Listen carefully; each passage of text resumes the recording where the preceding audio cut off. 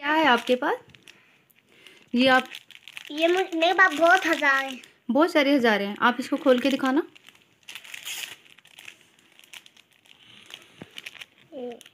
ओह वाह, दिखाना। ये असली पैसे हैं या नकली हैं?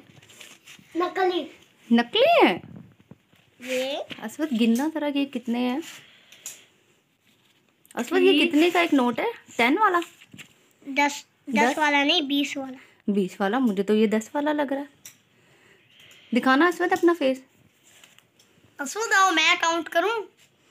देखो, ये ज़ईम इसके साथ मिलके काउंट करेगा। ये ज़ईम ना ज़ईम, ये बहुत अच्छा, ये दाऊद इसके अब सर्च करेगा कि ये मनी असली है या नकली है।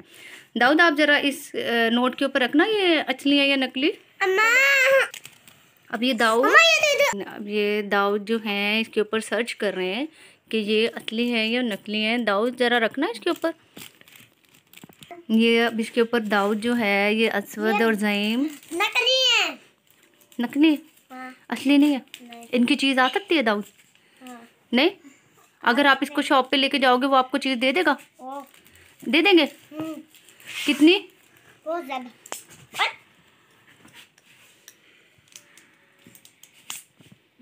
ये जो ज़ईम है, ये घर में भी अपनी मम्मा की बहुत ज़्यादा हेल्प करवाता है, सारे काम करता है। ज़ईम जो है डस्टिंग में अपनी मम्मा की बहुत ज़्यादा हेल्प करवाता है।